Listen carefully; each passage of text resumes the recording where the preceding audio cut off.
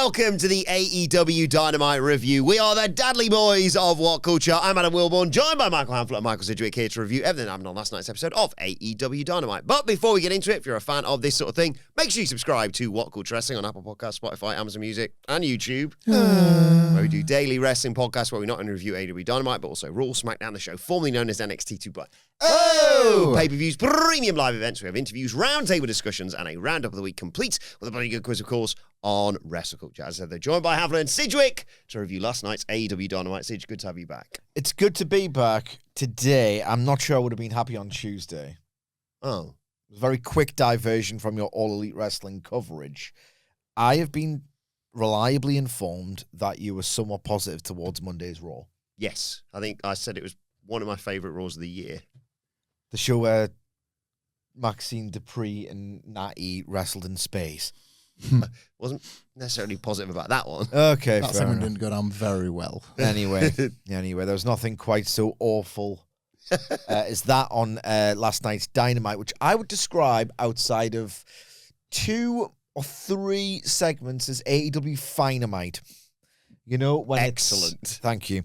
When it's Wrap this one up. It's done. AEW has this thing where it's like, it's good, this people like it. Am I dead inside? I think it's just okay, and it does kind of nothing for me. There was trace elements of AEW Dynamite on this show. The peaks were pretty tremendous, though. There's a match so good that I dreaded it. We'll get into why later. Yeah, I think it's the same match that I am dreading trying to review. Yeah. I literally An just threw my hands incredible up. bit of business. I think I threw my hands up by the time they went to a commercial break. I went, well, what am I meant to do here? And you know it's only going to get more. Yeah. Bonkers. I apologize in advance. I'm going to miss. Just watch it. Go and watch the last 20 minutes of Dynamite. After this, and then come back for our review of the main event. Yeah. Yeah. Like. Oh, here he is. Well, right, here's the thing. Mr. Liked Raw. I've been thinking about this. And Monday Night Raw, and he loves that. Pete, the eagle-eyed, cum-eared amongst our listener, viewership, will note, right, that when it comes to the old Fed, you ever seen Happiness? What, the TV show? No. Or the emotion? No, the film. I was going to say every 52 Mondays a year, mate. It's just you reminded me of a line of dialogue from that movie, and now I can't move past it in my head. Like, when it comes to Fed, you'll know that me and Sid, they ain't never going to make it work. But we're surprisingly aligned, I think, typically with AEW now, here in the Big 26. Mm-hmm. Like, we agree more than we don't. I get a bit protective over it from you. Which, yeah. But I think if you went through each week, especially in the Browth Out section, you would find that we're probably on the same page. And then as we get into the review, there'll be like a segment we disagree on or something. It doesn't align with our tastes, whatever. Fed's always the opposite. I'll be like, yeah, good Raw. And then you'll be like, nah, hated it. I'm not that with this Dynamite, but it was way less than fine for me. I think this is my least favorite Dynamite of the year, genuinely. Oh. Like, I did not like this show. And I was reassured that my feelings were at least correct, because I came in and I spoke to Murray and he said it was one of his favourites of the year, and we agree on nothing. Yes. I was like, well, that's good.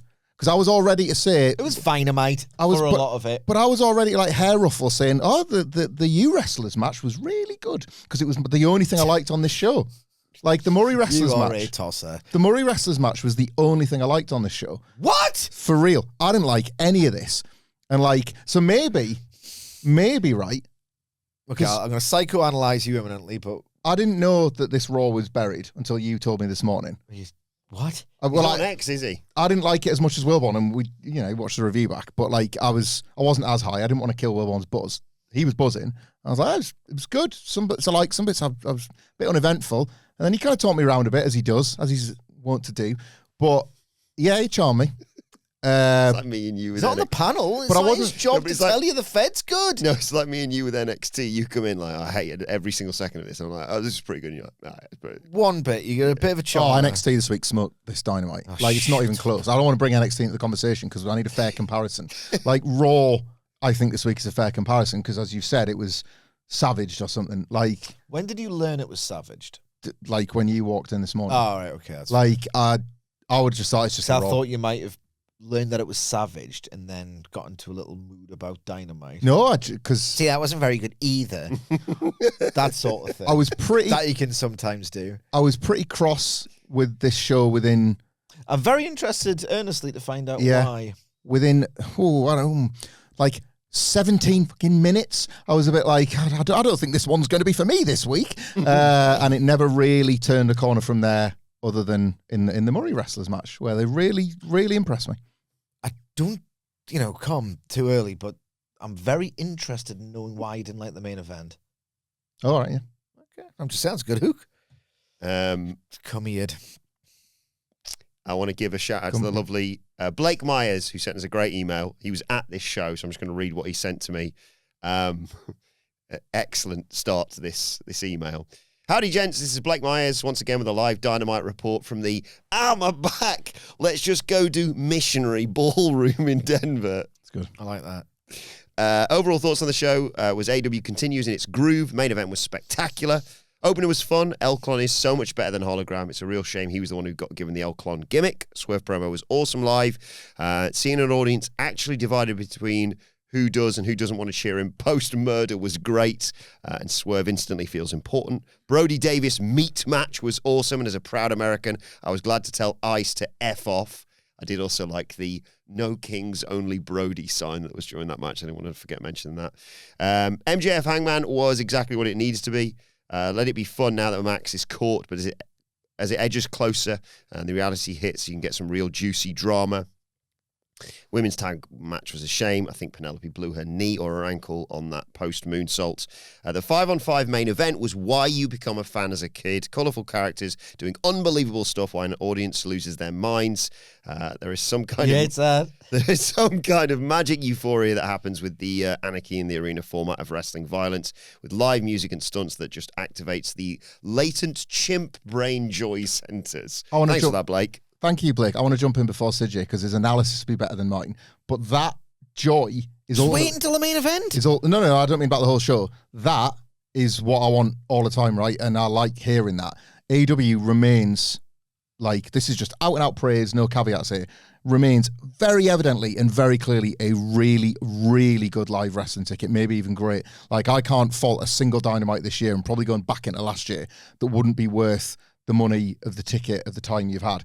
It looks like if you're in the building, you're having a blast. Like you can debate how like stuff comes through the screen. I think I've been largely positive on all of it this year, but like it is such a good live experience. I don't doubt. Often we get those like, well, how can the crowd be quiet because I was in it? Yeah, like this is proof that takes bollocks because the past 2 weeks have been red hot. Yeah, it's like it's very, very clearly worth every penny. It's selling. The microphones are working this week. That must be it, yeah. Like, it sells itself every week as a wrestling show worth attending. I will say that for AEW, like, without question.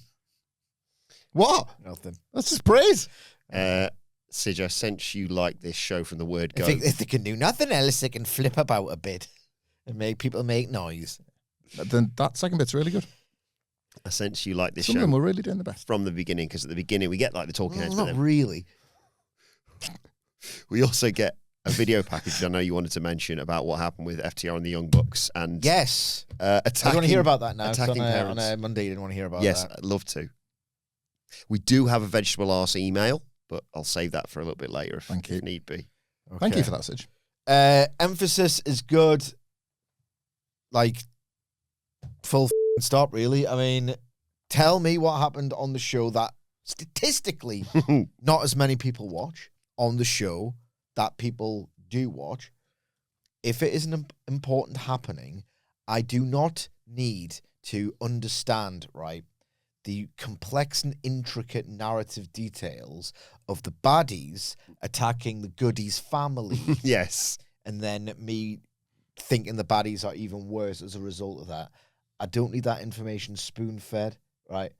I don't. I would like it reiterated for emphasis. Like, replay.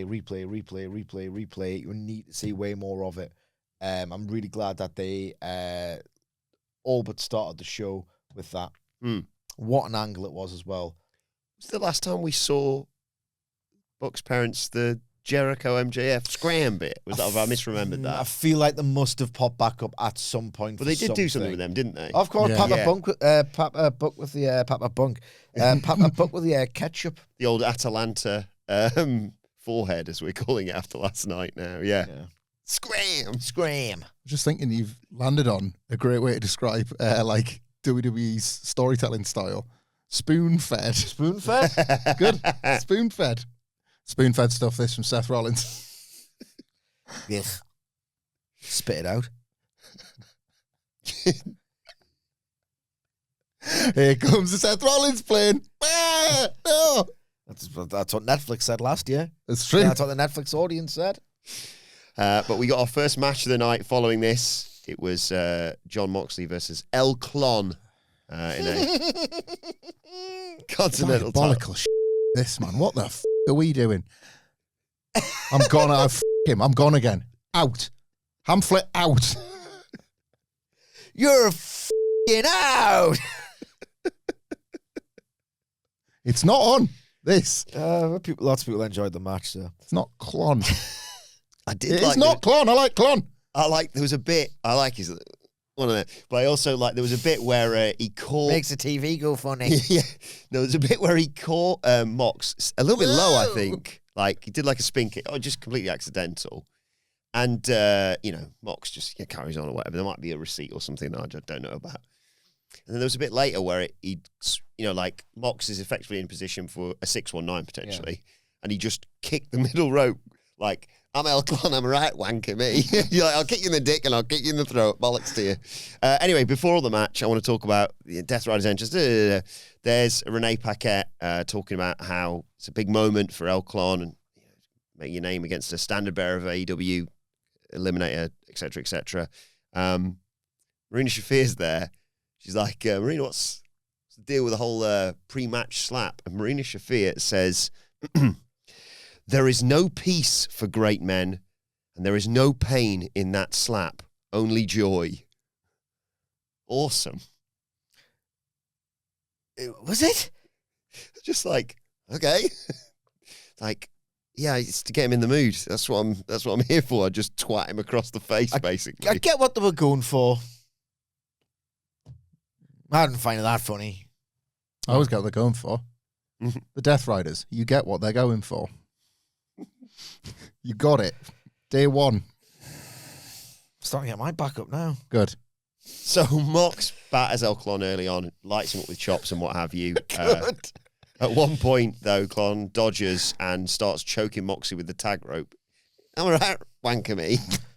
Seth Rollins led division or Death Riders for you? Seth Rollins' led division's got a Braun Breaker in it. It's not even close. Like, Taking the piss. well, Seth Rollins couldn't do anything instrumental in the build to anything Yeah. like All in Texas as long as he lived. yeah, but like they might make a star out of the division that I actually want to watch in the future. Like, maybe, might. yeah, that's the game. It's a maybe game. Maybe. To do the recap, I think you can tell what Michael thinks of it already. And Hamflett. Where are we? Mox rolls to the outside. Yeah, he gets choked with a tag rope. But there's a tope and a moonsault off the LED board from Clon to take us to a break. When we come back, Moxley catches Clon trying another dive. Curb stomp on the apron. Clon just about beats the count back inside, then gets immediately clotheslined back out there to allow Mox to hit his own dive. This was the spin kick that Clon caught Moxley low with. And he got his head taken off with the King Kong lariat, so I suppose it evened itself out there. Choked by Mox, Clon escapes with a bicycle kick and hits a wicked-looking one-legged springboard moonsault. He sort of runs at the turnbuckle, jumps off that, and backflips out to the outside to take out Mox. That looked great. He wanted a springboard back inside, but Mox just catches him with a huge cutter. They're both down. Mox wants a curb stomp, but Clon sort of uses the momentum of it to vault and get back up and to fire back on Mox, basically. Clon knocks him down, goes up top, hits the coup de grace effectively, a double stomp off the top for a nice near fall. He wants the portal bomb, but Moxley spins into a paradigm shift. Death Rider 1, 2, 3. I'll be completely honest with you. When I was just idly scrolling through Twitter the other day, whenever this was announced, I saw the graphic and I Hamfletted out. I did. I saw this. I was like, ugh. I saw that. This is the range of emotions I went through. I saw this graphic and I was like, oh, God. Don Callis versus Death Riders. I don't even know what the problem with each other is. Must continue. Pretty awkward styles clash incoming. I got like memories of Moxley versus, was it Ace Austin? Mm-hmm. I was just like, bloody hell, this is drab, and they just don't seem to. When you have wrestlers who are too distinct and that stuff doesn't gel, it just feels like one's doing their fake stuff to the other. I hate it. I really dislike the styles clash. And then I had the feeling of, don't have to review it because I'm not. Oh no, I'm back in on Thursday. We didn't preview it, did we? This wasn't.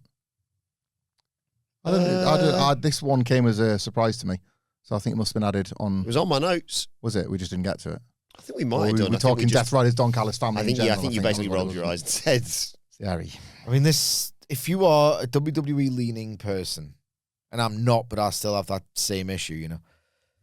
You see, why these characters fighting? Why do I care? Who's one of them's obviously going to win? This is the kind of match where I'm not trying to be like a latent, cynical dickhead. There's kind of a lot going against it. Like, this feud isn't very good. The direction of the Death Riders after the betrayal tease was all but dropped, and they've seemingly all turned babyface. They're no longer as interesting. It was predictable on paper, and in fact, the result you knew was going to happen happened. And there was a pretty awkward styles clash, the likes of which Moxley can struggle with at times. Like, put it this way, Moxley versus Rey Fenix, the one that went well, or virtually any other match with Phoenix in AEW. You know, there's certain wrestlers he's not awesome with. So I had this like, God, can't be arsed with this.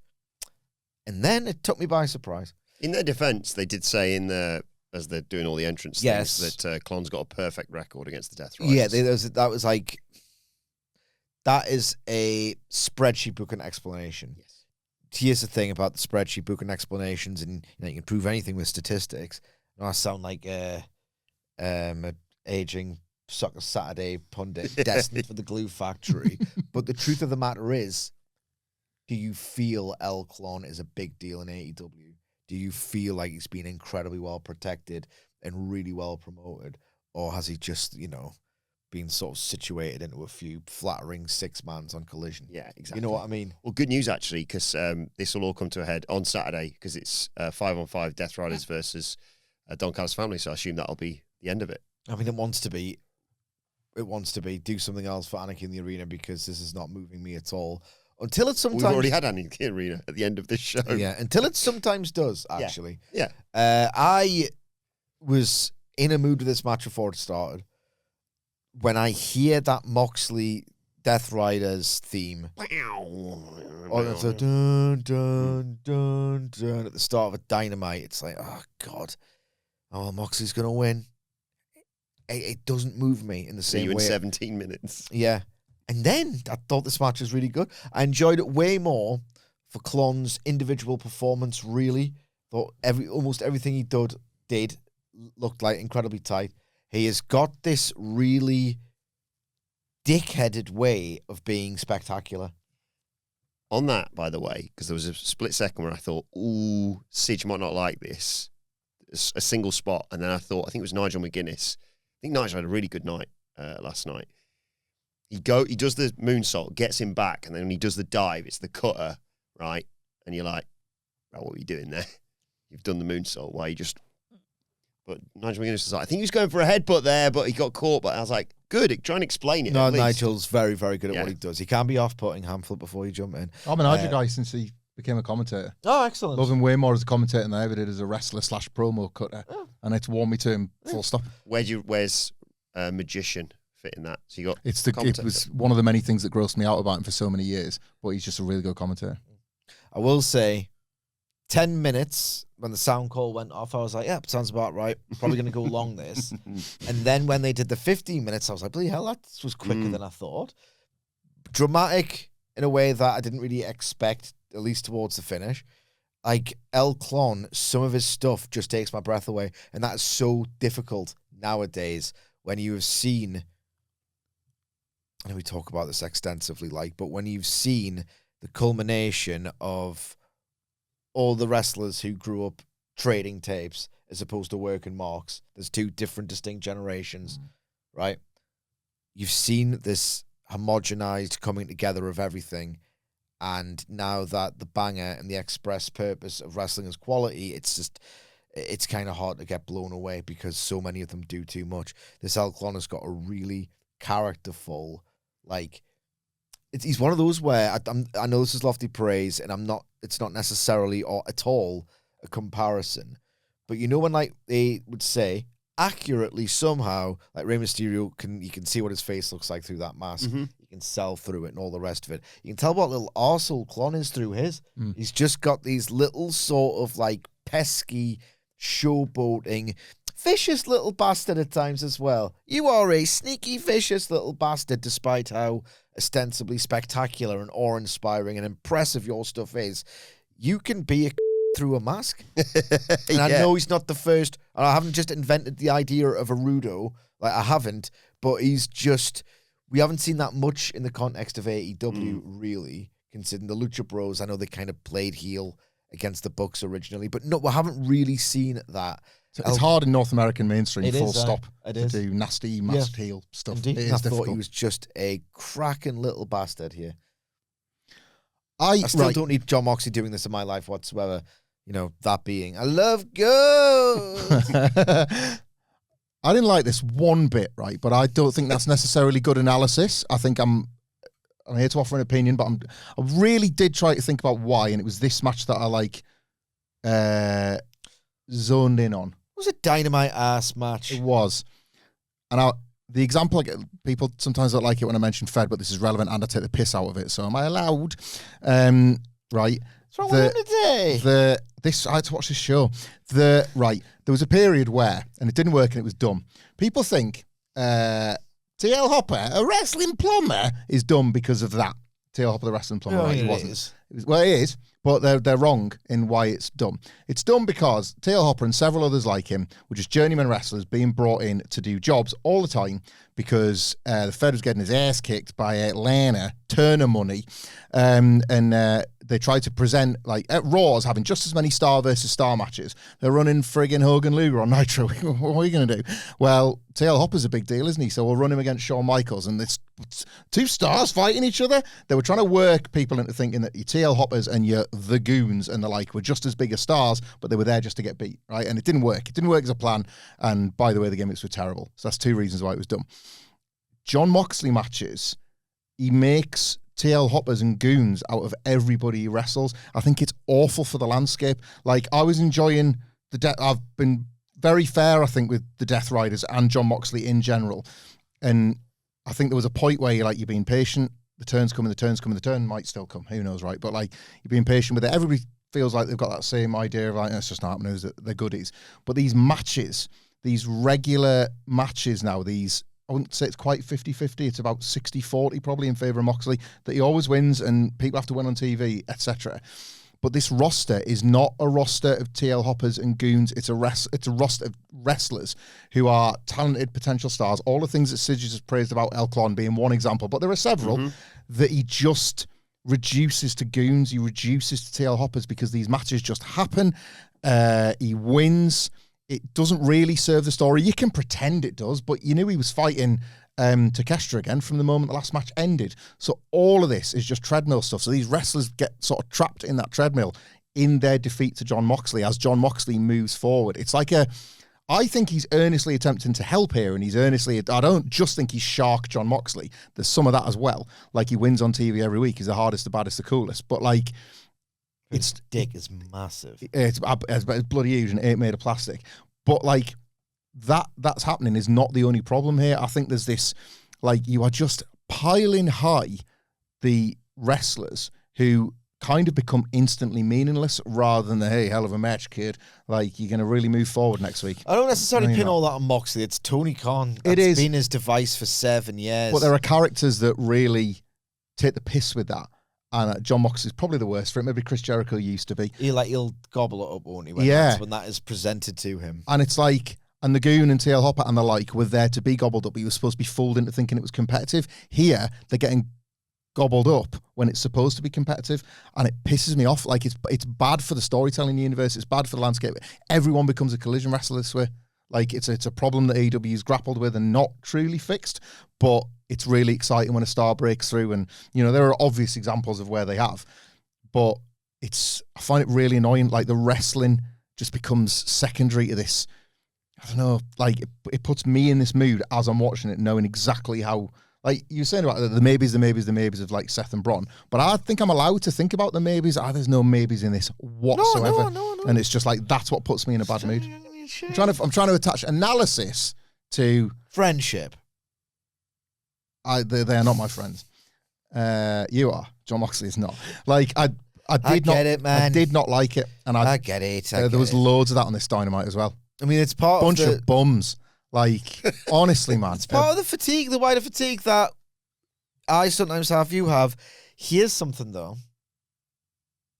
I don't think these AEW fans have fatigue with this sort of thing. I just don't.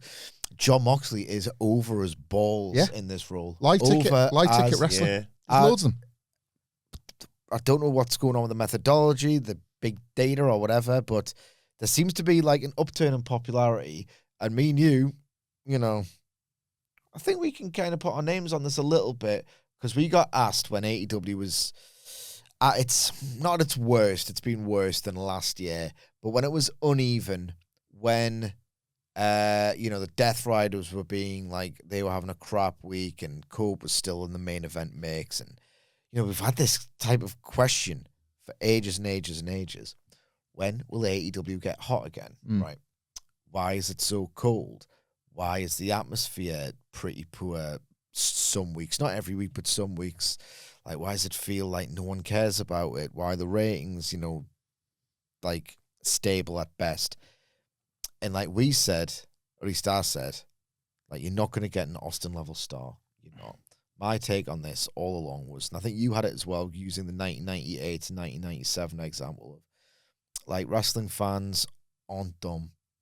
They want their trust to be earned. The answer to getting out of this cold atmosphere, this sort of like, it's not really great, is it, at the moment, is to just get your head down and do some solid to good to great output without being cheap, without asking for fans to help and, restore the feeling and all these grabby ideas. Just put your head down and do some goddamn work for an extended period of time and you'll get the fans back. I'm not of the opinion that this is an all-time great run for AEW, even though a lot of people think this 2026 Dynamite stuff has been great. Like, I just don't think narratively, it doesn't have the same flair for me as it once did. People love it. Yeah. These fans are red hot in these buildings. Like, the numbers are looking better on TV. The attendances are creeping up, where the pattern over the last couple of years was last time you visited the town, we did better. I think it's AEW fans are broadly really, really happy. It's not red hot, but we can only use that in sort of comparison to 2021. So it's probably unfair. Realistically, that's a unicorn of factors coming together, like several unicorns at once, This feels like as red hot as it's going to be. Like, the Revolution Advance looks great. The numbers are looking great. The tickets are up. The atmosphere is like last week and last night's main event. It's like that is almost, we are back in front of people. 2021 levels of noise and like enthusiasm can really only be measured in noise. It's like, I will say this, I might not like most of this, but I can fully identify with those that do, albeit like with the things I enjoy. Like, that is where I'm kind of completely on board with this version of AEW, this year's AEW, because whatever, and this week is an outlier. I've loved Dynamite most weeks, but like, I can completely relate to those people that are feeling very well serviced by the show at the moment, like the wrestlers they like in spots they like and all that sort of stuff. I might not want to feature like 90% of the people we had in this Dynamite, but they're doing something. They're definitely doing something right by those metrics, and again by the stuff that you can't necessarily fully quantify. I think there's been some rubbish between All in Texas and now. Some cheap Acclaim bait with the All-Star tags. Main event picture took a wobble, but I think from the build to All in Texas to now, AEW's done a great job of just getting your head down and doing some good stuff. We see footage of Swerve killing Kenny Omega, obviously, last week. He also, if you didn't miss Collision, he was fined $100,000 and I think suspended for a week. I've got a thought, you know. But Go we'll on. go through this first, actually. And you know what? I'm going to forget because it keeps popping in and out of my head. Remember the whiteboard where rules should be written down, established, and adhered to at all times if you're trying to write a show and have it make sense, right? It struck me as, and I might be mistaken here, so Swerve Strickland fined $100,000. Mm-hmm. Was there any mention of FTR getting fined? Not that I... Realistically, saw they or heard. committed a crime. They assaulted civilians and all the rest of Good it. point. And I know it's wrestling. You've got to have latitude. You've got to find FTR as well. Genuinely, if you're like a creative assistant or whatever the title, someone like Will Washington goes by, or Khan himself, create a sign of value to some kind of transgression, whether it's beating up a civilian at ringside or wiping out a security guard or da-da-da-da-da-da-da-da. A sign of value to each fine, right? Create like a list of wrestlers, and then if they do something that you've established is worthy of a fine, add it. Once it meets the threshold for like, I don't know, a month, just don't have any more of that crap on the TV. Mm-hmm. Then it'll start to make sense and it won't feel like this lawless crime wave, you know, that cat burglar, Jon Moxley. And then it'll feel like the stuff matters. Do you know what I mean by that? Yeah. I feel like if you treat it like a fictional world. I know what he's thinking of, though. What? You think the Sidgwick Shockwave's credit, but it's A instead little it's bit. crime on a surfboard. Oh, bloody hell, an electric eel, the shockwave. The electric eel stole my wallet. Yeah. I was thinking the wave was bleach. So that's... That's good. Yes. Yes. Bleach blast. Bash of the Bleach. Yours is better. Yeah. 100%. But I think they should create that Yeah, spreadsheet. you're right. Because otherwise it's like, if you see all of that dollar figure going up and up and up and up, it's like, that's kind of out of control. And like 3 crimes ago, I don't care about. Let's just, you know, like who gives a that dead Darby Allin's skin's been blistered in the desert sun. Our Darby Allin in the desert segment is they're gonna like there's gonna be a penance for that repeatedly over the course of this year, isn't there? Yeah. Too far. Too stupid. Too dumb. That's just my dumb idea. Anyway, Nana yells at commentary, calls them all stupid fools, and tells them to stand for Swerve, who comes out and stands on the commentary table, which he's happy he's been reinforced now after he drove Kenny's head through it. But he feels no guilt. He warned Omega. He got in his way when he was trying to go after the world title, and he had the nerve to call someone else the most dangerous man in AEW. They're working their way back. Every step of this matters. Mm. It's good. By beating him, Swerve is back in line for a title shot. He's a man of his word. He put Omega down. He says, Kenny, looks like you won't be here for a while. Just another EVP I've taken out and won't be in my business anymore. I've taken them all down one by one. He wants to go back to All in Texas, where he talked with Hangman about regret. And Hangman asked him if he had any regrets about what he'd done. At that point, Swerve did, but now he lives his life with no regrets moving forward. He says, this is a warning to the AEW roster. He will take anyone out at any time. He can clip anyone. And this is a reminder in case you forgot who the most dangerous man in AEW really is. I thought this was class. A few little moments of hesitation on the delivery aside. What I loved most about this, I got initially a bit anxious when he went on the table because he's just last week depicted himself all over again as bad news. Don't fall through the table. But then he had a great reason for going on the table and all the rest of it, right? What I loved most about this, like his delivery was great, his body language was great. He felt for the first time. He did some great stuff in the build to All in Texas. He was a really good, like, supporting player, knowing that it was like the turn of Hangman to, you know, be the main character and Mox to be the main heel.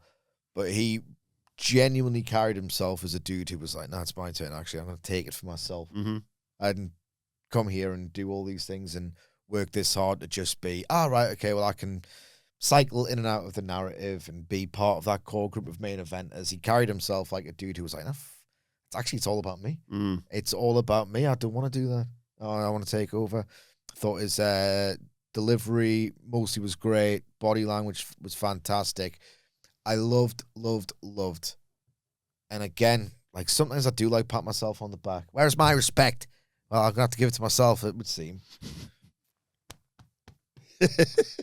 Because the key difference when Swerve came out with no music compared to if he'd come out with music, it's not only does it add to the realism of the show, not only is he like, I want to take it, so I'm going to take the TV time when I say. So it speaks to the character, how much I can believe in the show as not being this overproduced nonsense. Is that when you saw Nana was class as well, by the way. I thought he was class. When Nana comes out and you see Swerve behind him, you go, ooh, Swerve's here. If the pop happened, and I know, you can't get heat anymore, blah, blah, blah. And he got chance and stuff of whose house and whatnot. But that initial tone setter of, ooh, Swerve's here. If the music comes out, hey, Swerve's here. My favorite heel. It's just, honestly, it's not just making the shows feel more realistic. It's a case of like contributing to the characters as well. Yeah, favorite thing on the show, this for me. Like the Swerve turn as part of this wider world title picture almost every week, like reduces me to being a kid. And when like, you imagine like the TV in like the 80s or whatever, where it's like you're watching something late that you're not supposed to, and then something magic happens on it, and you're like, like that, and there's the glow of the telly matching the glow of your face. Like I forget which player it was, but I always think that Newcastle player that just like has got his mouth open Jacob so wide that Murphy. he can't, like can't believe what he's just seen. This world title picture, and in particular now the Omega Swerve strand of it that keeps revealing. This week it was there when he said that, like. That reminder, again, I'm really becoming obsessed with this. The idea of wanting fiction to constantly collide with your receiving of the booking patterns and the trust in the process. Like, I quite strongly believe that kids are getting that now. Like, that might be the post-kayfabe confusion thing that we've had for years and years and years and years. Like, what should you present as real? What should you present as real within the confines of, the rules of wrestling or whatever? This world title picture is nailing it. This idea that, like, I am fully invested in the fiction. I like watching who the baddies, who the goodies, who's going to win the title, who wants to win the title. And I love thinking about how much effort they've put into every detail and about when they revealed Tony Khan. Remember when they did the reality show and he showed Sammy Guevara, did the big, like, unfolding piece of paper that just kept getting bigger and bigger and bigger. So here you are in week 2 and here you are in week 6 and that. They have... And then he like, Tony Khan's fixed AEW because he swapped the columns and rows around, whatever else. But ultimately, there is an element where all good programs should have that. Like this week. You could obviously see it with Punk MJF. There are great examples of how programs that have been some of the best ever have had that kind of organization.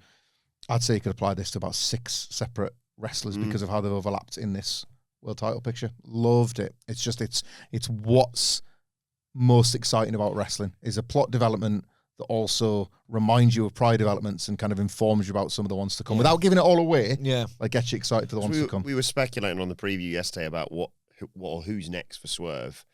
And then obviously he finishes this, having alluded to Brody. And there's Brody King, who's got a problem with Swerve having a problem with Kenny saying he's the most dangerous man in the ring. And he basically hypes up his match with Mark Davis and says he wants a world title shot as well. So they're coming together as they obviously did a little bit later on, slowly but surely. That's it, isn't it? That's Revolution sorted in a completely logical way with a brand new match or certainly a brand new feeling match. I feel like well. It's just in case Kenny can't work out an early Comic-Con thing, yeah. And then we got Orange Cassidy versus Gabe Kidd. Another match where we're sat there waiting for Darby Allin, who didn't show up till post-match, to be fair. Cassidy missed a spinning DDT and ate a huge right hand to the jaw to allow Kidd to take control into the break. He yells into the camera that there's no end for Darby Allin until he's pushing up daisies. Do it then.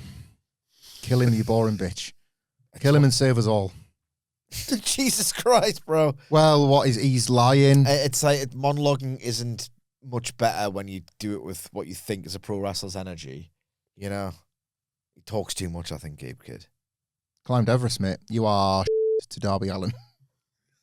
Like, I'll promote it because AEW won't. Like, this is meaningless. This is... Finish the recap. Sorry, Wilbourn. I'll say nothing more after the match. You can do this and we can move it straight on. This is... I feel like doing a thesis. This is AEW's version of slop. Oh, that's what it is. Finally, I get my go.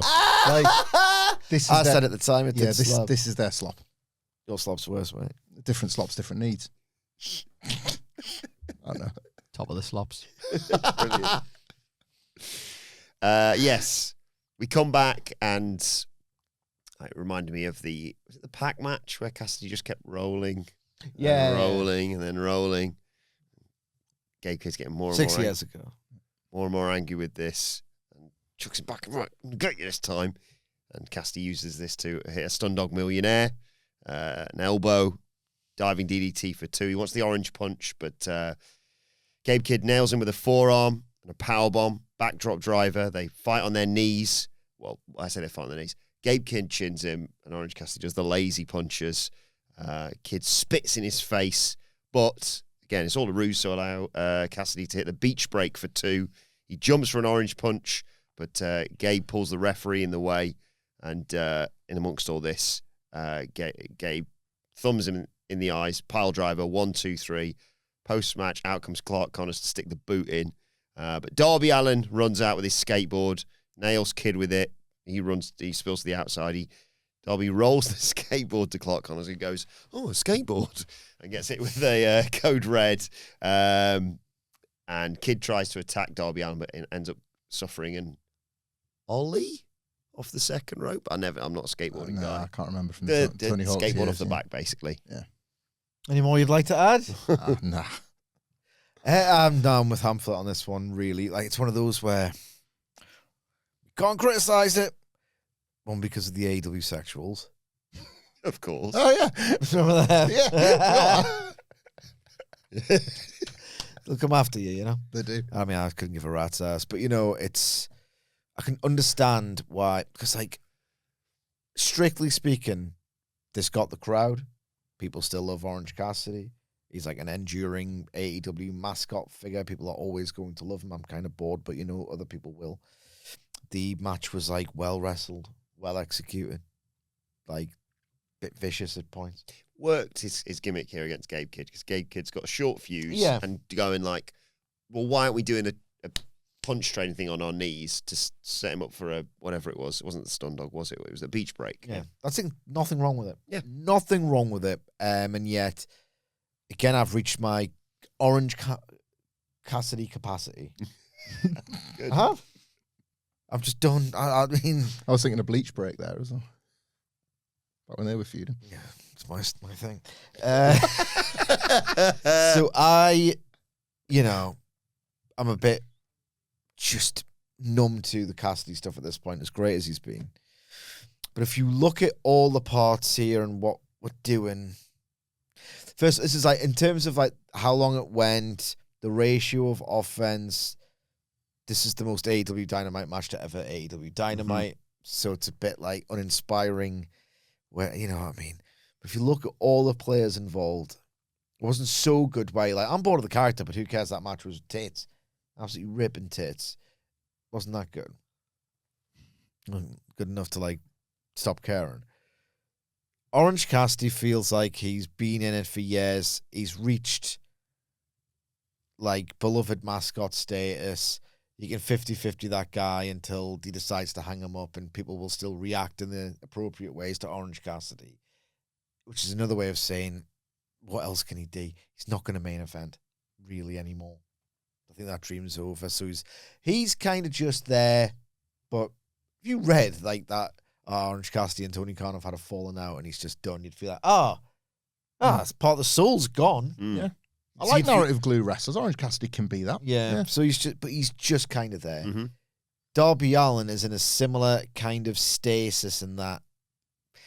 Is the world heavyweight title really for him? I still think in the ring that reign would be incredible because he just gets so hurt all the time that you'd buy every near fall.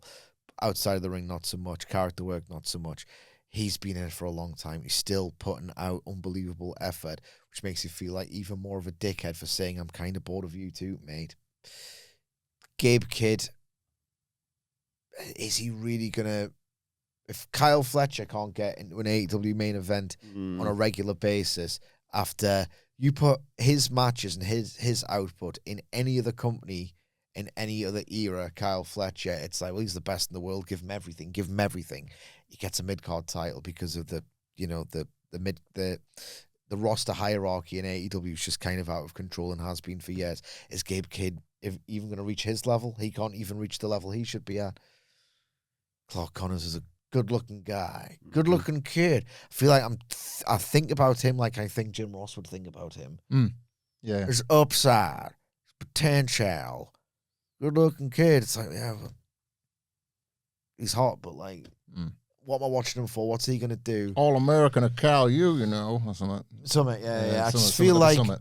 it's 4 guys who you wipe them off the face of AEW, nothing changes, and I don't know where they factor into AEW in 2-3 months' time. They're doing the tag match at Revolution. Possibly, but I don't care. We've just seen it. Just seen every version of it. For like, I've seen the everything. bums tier is enormous on this roster. The what? Bums tier, like just a tier full of bums.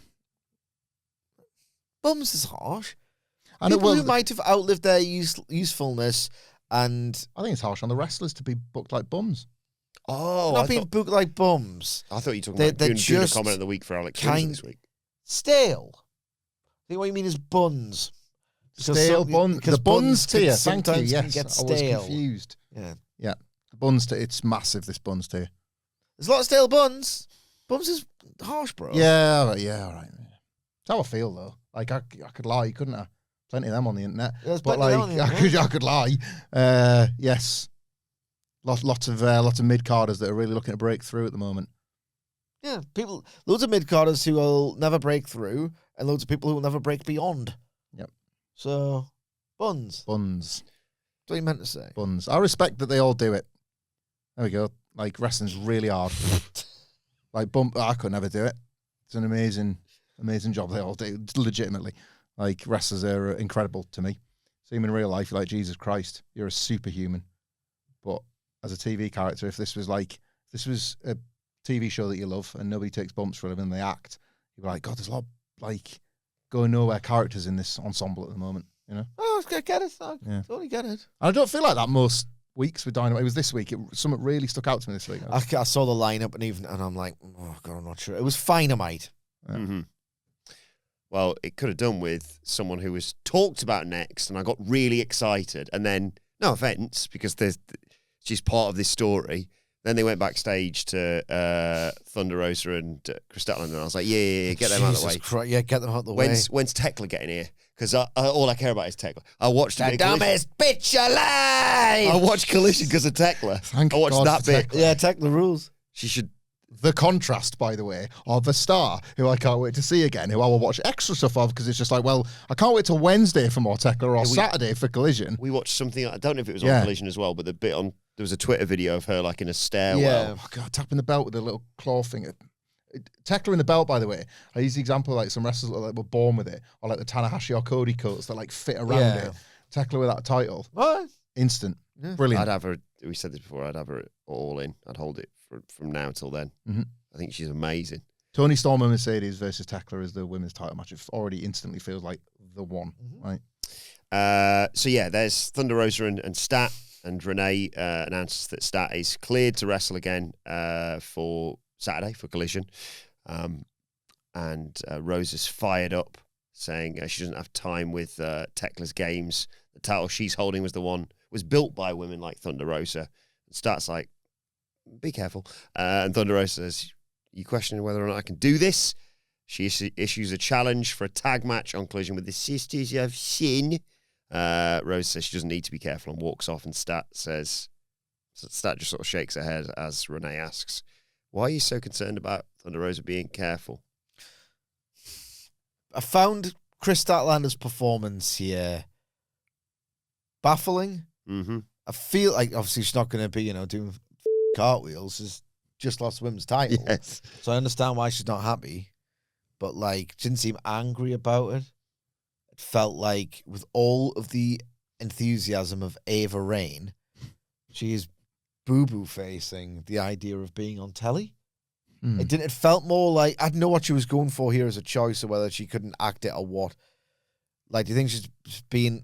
So what's this be careful thing? Be careful. I'm gonna turn on you and turn heel, and you're gonna be the first person to get in my way or whatever. What's going on? Yeah, it was not wrestling obvious enough to be a heel turn tease. Yes. But then that could have actually been what the direction was supposed to be. It was a hard one to read, this one, wasn't it? Thunder Rose was quite good. Yeah, a bit of fire. In contrast, like a good... It's a top as well. Yeah, we've said about this, like the first TV challenger for new champion role is a really, really difficult one. Thunder Rose has slotted in perfectly for it, I think. Like, I think she looks pissed off of being called the dumbest bitch alive and she's going to shoot Sandbagger. I'm joking. But it's the... She did start by saying one of the greatest women in AEW. She just followed that up by saying I'm one of the dumbest bitches alive. Yeah, indeed. I take the compliment, if anything. I'm in the match next week, but... Yeah, well, it was weird. Didn't get the Statlander thing at all. And then we got Kevin Knight versus Mansoor. Lovely to see Mansoor back on telly. This was the standby match that you were talking about, yeah. Mansoor does his poses. Oh, Mansoor. But obviously this was a showcase for Kevin Knight and got a good promo from him afterwards. Prior to that, Mansoor tried to touch tips, but Knight hit an atomic drop and a drop kick. Mansoor fought back but missed a big moonsault. Knight hit a kick, springing Hurricane Rana, pendulum DDT, UFO splash, 1, 2, 3. Post-match, Knight gets the mic and says, that felt good for Mr. Two-Fly in the Mile High City. And he says he trusts that Hangman Page is going to wipe the floor with MJF no matter what the stipulation is for Revolution. And he wouldn't mind having a shot at that title when Page wins it.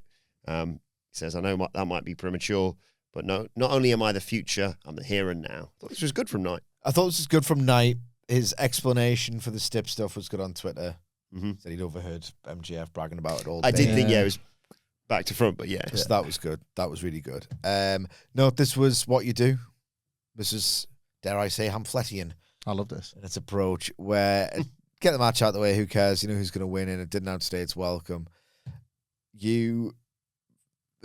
AEW's in a difficult spot because the amount of times, and to be fair, a lot of fans have projected this onto the wrestlers over the years, but like there's a graveyard of future main eventers in much the same way as there was in WWE during like the worst period of its time that indirectly led to the formation of AEW in the first place. One, the difference being AEWs were noble failures, WWE's and the Vince were like, F*** 'em. Yeah. You know? So there's been a few like Perry, Sammy Guevara, Daniel Garcia, So when they decide to tell the story of, oh no, this wrestler's going to be someone someday, at this point, it's been so long, I'm like, I don't think so. I'll happy to be proven wrong, but I can't trust you on this. So it's quite savvy of them. Like, it feels like the fact that I'm saying this and meaning it must mean something. It really feels like Kevin Knight is a project, and they are doing pretty boring, predictable, obligatory television to just keep that message in my brain. You have to do it. I've got yet more glowing praise for what AEW are doing this year, and it's like for a bullet point. Yes, but this is the exact opposite of the Moxley Clon problem I've got. Right, this is exactly what you do. They've done this since the start of this year, and sure enough, the world title scene's been fantastic as a result. I don't think that's by accident. I think it's strategic, and I think this is how you're supposed to book scenes, right?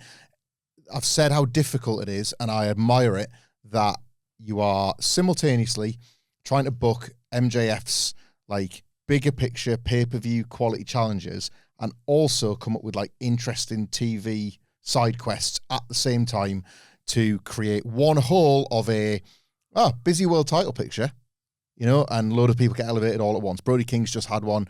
Drad's got really close to it. Bandito had one, right? MJF is now feuding with Hangman Page, the big pay-per-view match. Like, Kevin Knight might sneak in just before that or immediately after it with a title match of his own. We know Kevin Knight's not going to defeat MJF for the world title. We know that, right? Moreover, if Hangman was to win, I don't think he will, but if Hangman was to win, we know that Hangman would beat Kevin Knight as well. But simply by saying, "Oh, is this how it goes now?" Right, we all throw our hats in the ring, and we're all putting winning streaks together. We're all kind of we all got big cocks. We all got massive cocks.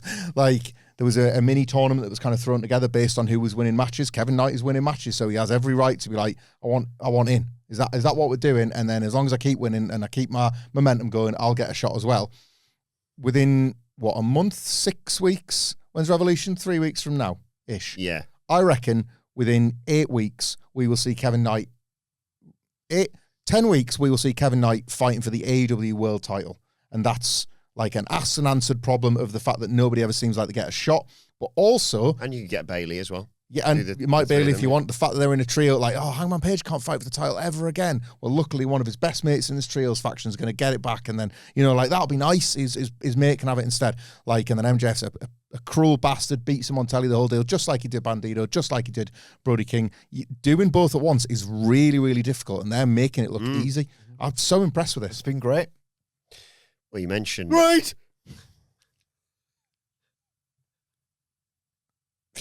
You mentioned MJF there. Somebody timestamped that like glowing praise for when the rest of the whingers are complaining about me Jesus burying a Christ, favourite wrestler. bro. No, there's some dickheads out there, man.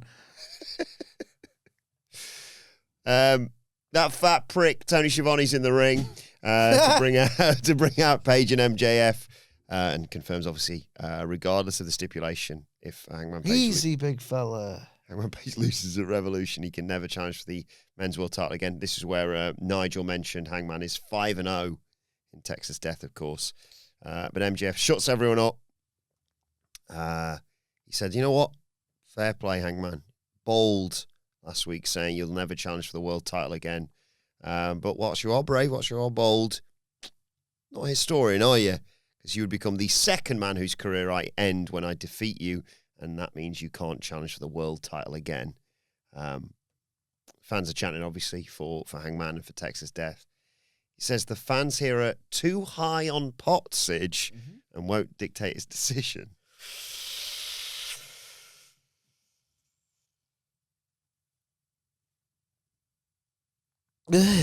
Stand already. But before he talks about the stipulation, he has to throw his gum in the garbage, so he throws it into the crowd. Love that. Yeah. But he's a fair man, Maxwell is. He's got a coin, and he offers a coin toss. And look, if it's tails, Page, you get Texas Death.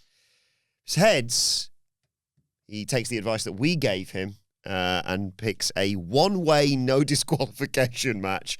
Means Max can do whatever the hell he wants, but if Page so much as looks at a weapon, he'll get DQ'd. So what are you, a cowboy, a gambler, a coward? What are you? And Page thinks about this, but he accepts. MJF can't believe his luck. But he says, before you flip that coin, I want you to know, MJF, Texas Death will change you.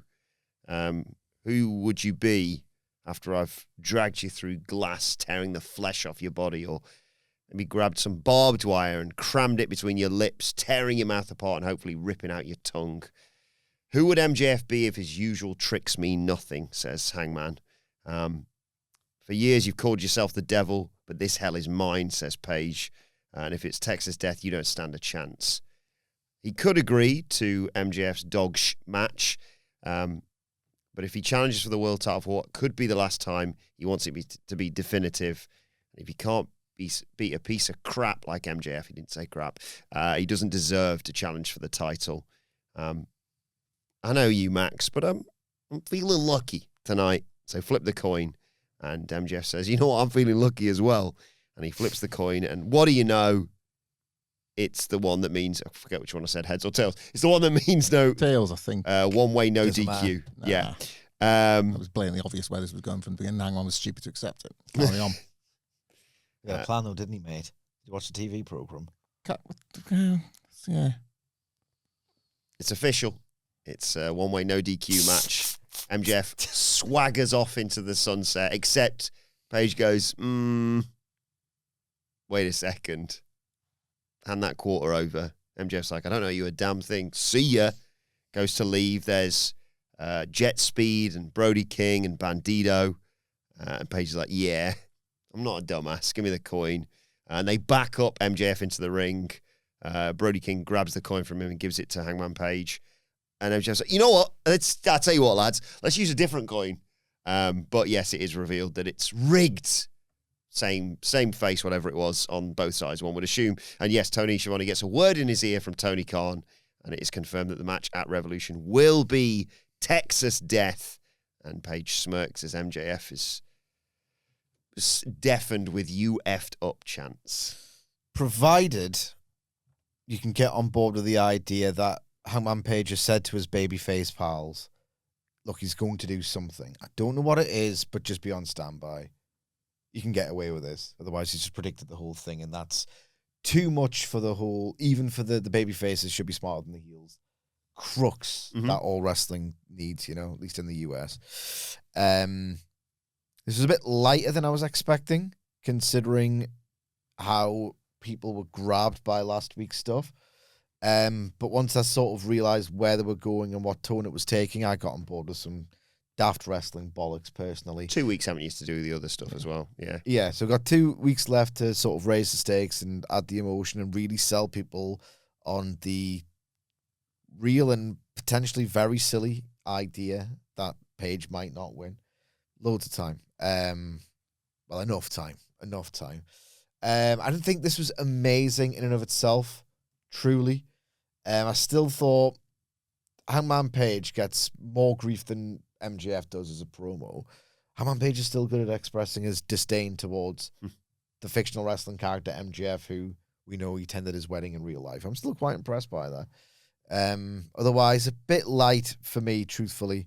But I did love that MJF could not have picked, he's welcome, the best stipulation to arm himself with in this match, because not only would his character absolutely pick it 100 times out of 100, but also it's completely reviled.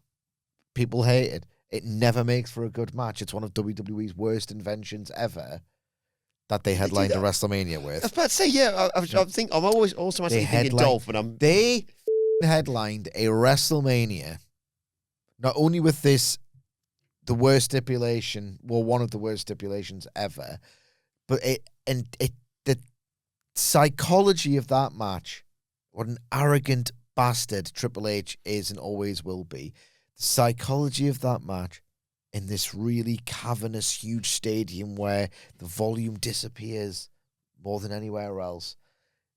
They wanted you, and they thought you would, throughout that entire match if you attended it live.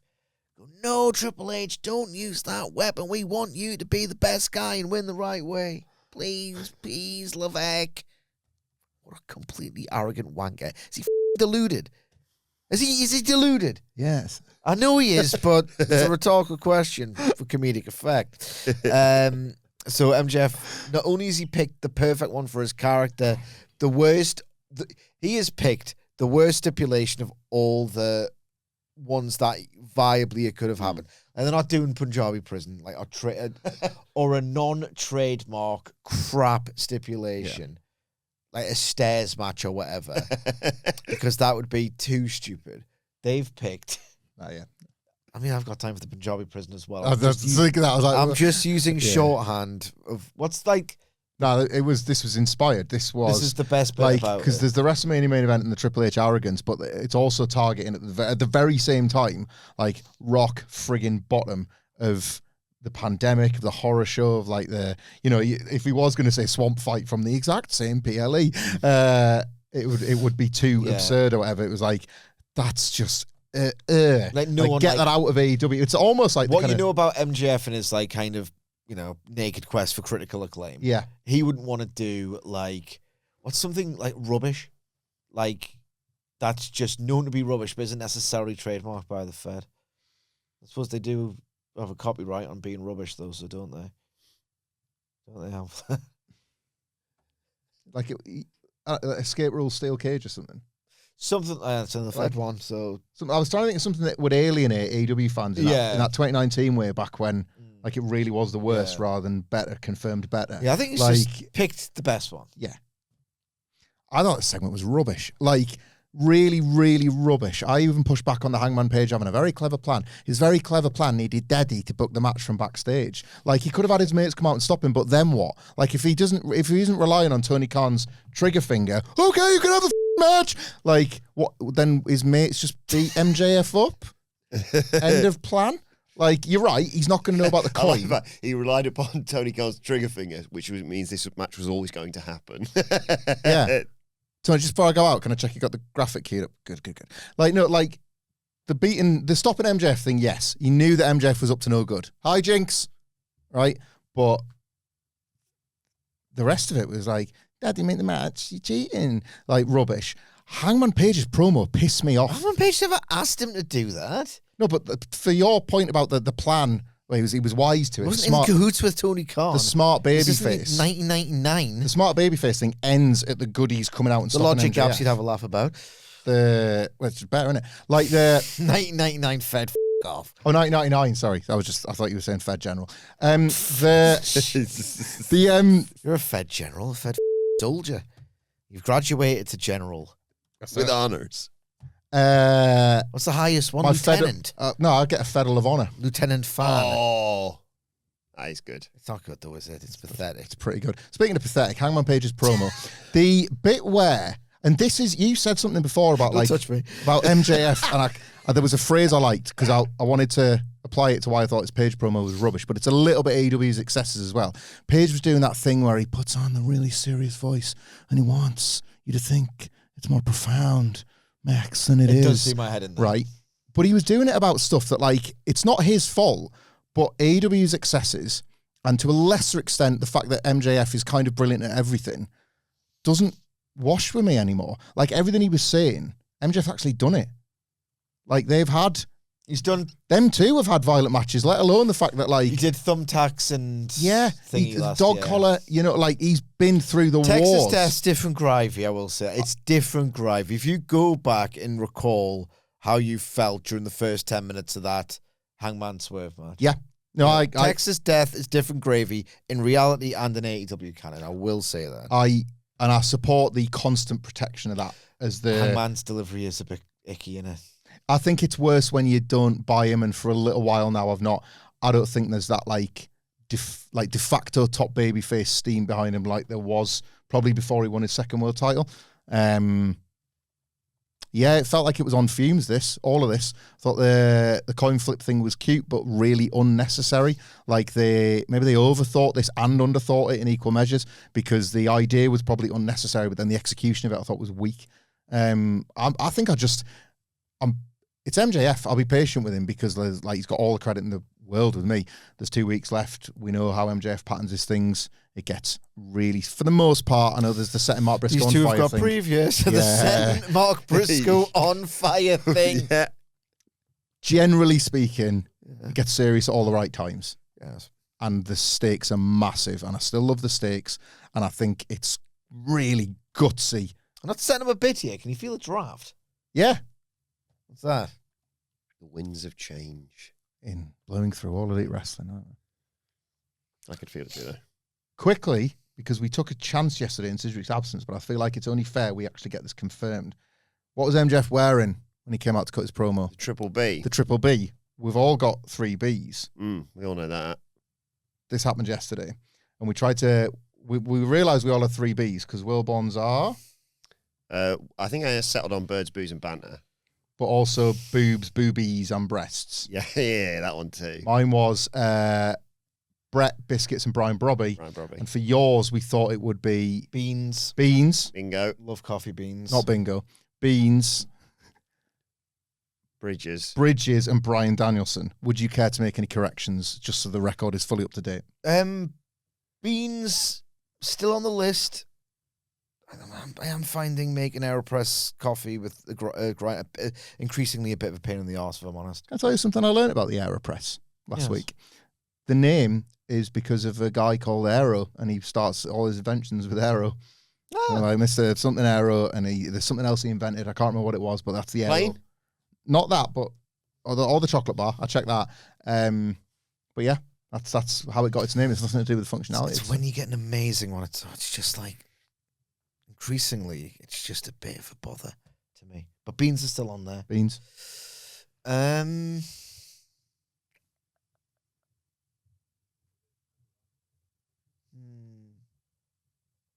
Black comedy, maybe. Mm.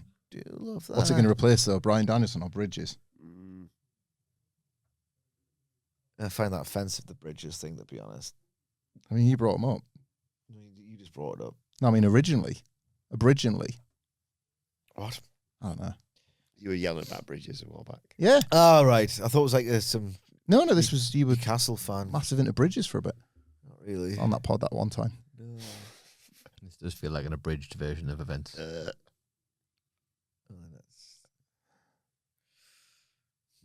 Come back to me on that. They'll get this back on track next week, I think. Yeah. I thought this was too weak for how fantastic the idea is and everything. That the Hangman Page sinister profound ellipsis. Now I'm with you. It's not good. His best one ever of that was the Punk one in the quiet. Like, that was his best one ever. He ain't topping that. No. Speaking of bees, though, the Brawling Birds. We see the promo that was from Collision, I think. Hater and, or maybe it was after what happened on Collision. It's Hater and Windsor! And they beat the piss out of the people they'd faced. Can't remember who it was. No skin off their nose. They aren't here to shake hands and have a jolly old time. They're here to beat the piss out of people. They're the birds, and they don't give a f***. Actually, we're the Brawling Birds. We don't give a flying f***. Let's go and have a pint. Flying. It's the non-American mind and how they feel they must present themselves on American wrestling television continues to... it just baffles me. Fully baffed. Fully That's baffed. one of One of your your bees bees. Fully baffed. Well, always baffle me. I'm usually very, very on it. So, so that's not one of the bees, is it? It's all Bonnets. I'm usually on it. So, look, this will get over, and if it doesn't, they'll get over in the ring. So it's They, as Hamflett said yesterday, they are nailed on for a match at All In. no, that's They know what very they're doing. clever. They know what they're doing. I do Snickers today. Hmm? Got a Snickers. You're just very, very irritable today, you. I don't think this episode of Dynamite warrants this much of a mood. Just my opinion. Can't wait until the next Fed review. I'm going to take a shit on it. I'll make a change. Jesus Christ. Really gonna no, like, more than usual, bigger than usual. I'm gonna Andre the Giant. 52 2023 Raws, and you're probably like, oh, it was half decent in 1 week. Like, That's usually one decent half. Have they tried not being? always brings up WWE when we're trying to talk about all elite wrestling. Have they tried not being? Simple question. Give it a go. Have we got a date in mind for the SmackDown review with Sidge? Yes, we're going to book in Nug Pyramid Day. 100 nuggets. No nug, no me. Just so you know, I'm not doing this. Oh no, yeah, I'm only coming in for the freak show. Yeah, there's a specific one we know. I'm only No, coming in for the freak show. no pay-per-views. It was March 23rd? Yeah, March 23rd. Well, explain to the listeners, come viewers, what this is, because half of them probably don't bother with the WWE coverage. They'd be mad not to. It's this. I can't remember how it came up in conversation. I just feel very confident I can eat 100 chicken nuggets. Basically, what we're doing is using his eating disorder Yeah. as a cynical attempt to retain viewers. But it's also in line with youth YouTube content Yes. because you often see videos that are split into two. Like It's something also with, in line with the fact that you want to eat 100. Yeah. is that as well? Like you might, everything's in line. So I'll eat 100 nuggets during the SmackDown review. Macca's during Smackers. Obviously. But the show will still get reviewed by Adam Wilbourn and Michael Sidgwick, who, like, he's been dying to come into SmackDown coverage for weeks. But he's going to step in Invited all the specifically. time, I will just sit here eating nuggets, burping it through, off mic. Oh, It's not gross. God. I'll burp away I'm from sorry you. about this. And not on the microphone. Just to see if I can do 100. Will I get sick? Will I get sad? Who knows? You'll get sad. Well, I might. I But, really hope you do. but will I? It's like, it does test that gorging principle where I like it. The gorging principle. Seriously, why is it so cold in here all of a sudden? Well, I'm not like setting. I'm No, not no, no. teeing It's, up a bit. yeah. I'm not teeing up a bit. Uh, Trying to think about what the bit would be. Oh, it's Mr. Icicles. Wilbourn's found like a new... It's Michael's frosty mood. So Wilbourn's found a snowman outfit. So you need to bury this in halfway through so they won't see the snowman outfit coming. So I'm just checking my notes here, Sid, and it looks like we've got the one women's match of the show. Yes. It wasn't Probably don't trivialise it this week. just before the main event, but it was for the women's tag team titles, the Babes of Wrath, Willow Nightingale and Harley Cameron versus MegaBad, Megan Bain and Penelope Ford with Lena Cross there as well. Obviously, this is just completely overshadowed basically by the end of this.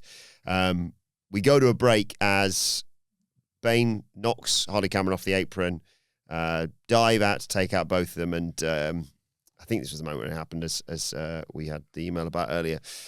Penelope Ford hit a moonsault off the top onto them. I feel like such an arsehole because the second, no one caught her. It looked like one of those Charlotte Flair specials. I was like, that looks bloody rubbish, get up.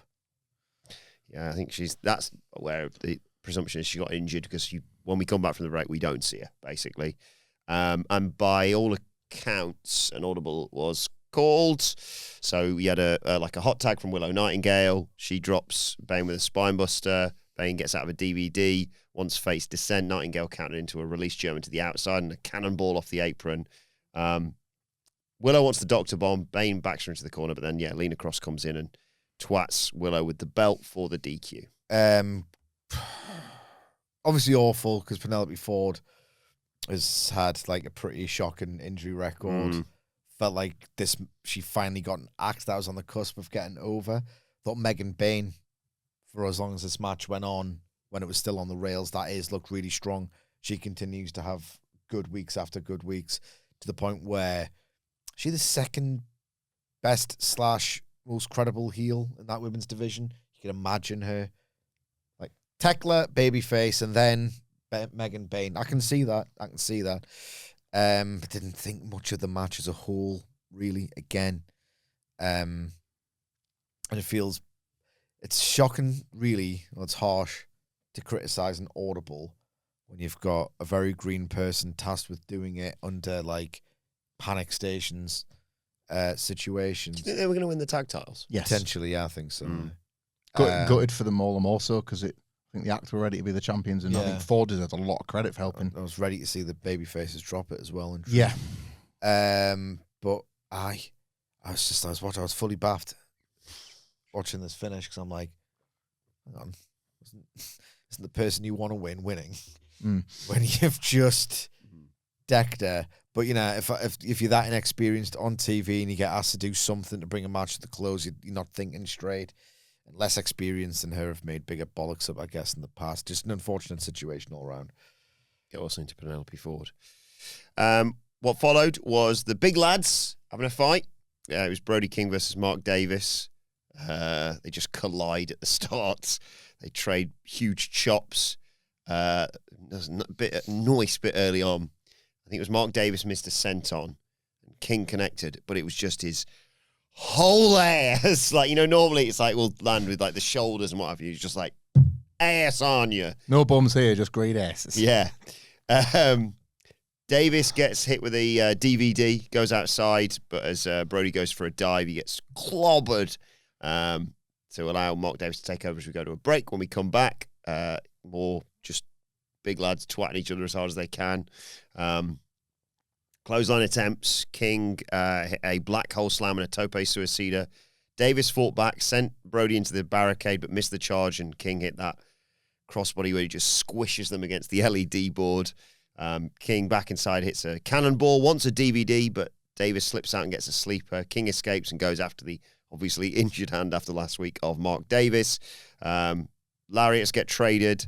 Davis ducked into a release German, but missed the home run shot. King hit a backdrop driver, but Davis popped up and just wrecked Brody King with a nice lariat for them to sort of reset. But Davis missed his springing lariat, and King hit multiple lariats of his own, and then just one that was just huge to get the 1, 2, 3. Oh my God. Yeah. Hamflett, you like this? You can go first. I loved it. I love that they've had to come up with a restorative match for Brody King, potentially for a very big match with Swerve Strickland, which is another one he's going to lose. It's tricky. Again, I'm I've got a lot of admiration for when it's very obvious that you've got to book certain things, even though like it can't end well, and you're trying to almost like fake a winning streak when you know it's destined for defeat and all that.